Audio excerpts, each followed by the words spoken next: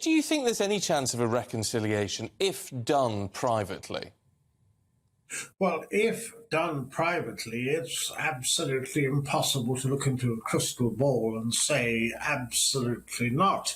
I mean, this is the trouble fundamentally, if one looks at the interview on ITV, and then I've just been watching the 60 Minutes with Anderson Cooper. Having seen that and the fact that there are more interviews in the pipeline, and then a book which we've seen extracts from, you do have to ask, could anybody trust Harry or Harry and Meghan not to leak something sensitive, something private, something that would embarrass them, say, if it was leaked? I mean, the revelations have been quite extraordinary. And indeed, if we look over the last months and the numbers of trailers and then the 6 hours on Netflix and the fact that that was relatively mild compared to the extracts that have been leaked from Spare, which of course is published tomorrow. So I can only be very skeptical.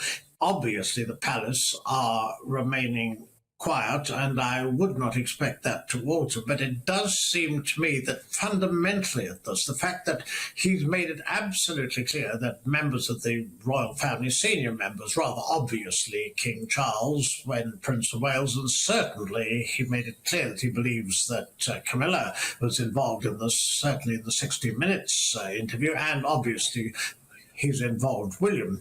Well, if they've been hand in glove with the press and basically intended to get him and Meghan out of the country, which effectively he said that they were driven out, you really do need to ask.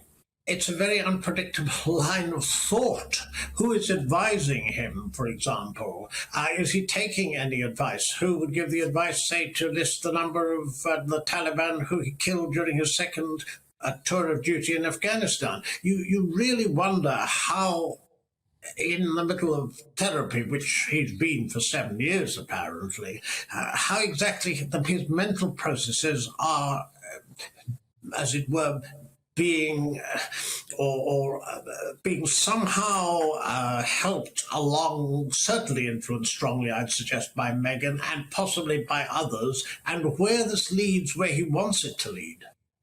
Yeah, which is unlikely, I should think. I mean, what is clear, though, I've been trying to glean any truth from all of this, what is surely has got to be undeniable, reading between the lines, is that, for whatever reason, senior members of the royal family do not like Meghan. I mean, clearly, they're not a fan, which, again, makes that reconciliation thing very difficult, doesn't it?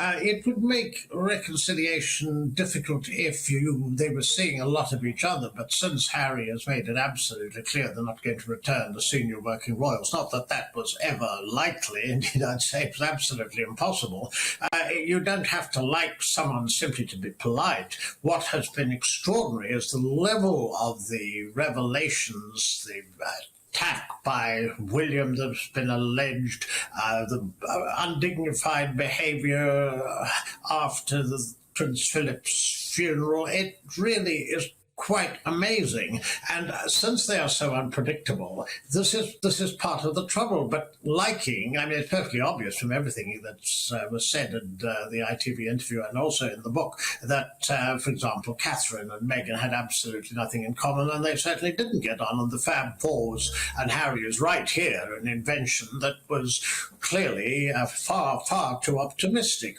But the sad thing here is the trauma between the brothers, the relationship there, that I had not appreciated the fact that there was so much rivalry going back for so long, and this William will be furious at what's come out and the way it's been released.